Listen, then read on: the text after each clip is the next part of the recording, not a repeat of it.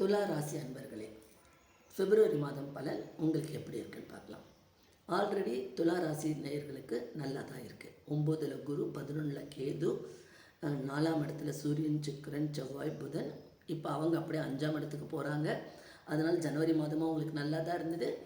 இப்போ பிப்ரவரி மாதமாக உங்களுக்கு நல்லா தான் இருக்குது.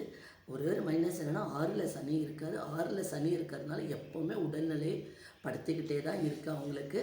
அதுக்கு அப்பப்போ அவங்க ட்ரீட்மெண்ட் எடுத்து சரி பண்ணிக்கிட்டே இருக்கணும். ஆனால் பயப்படும்படி பெரிய பிரச்சனைகள் எதுவும் கிடையாது.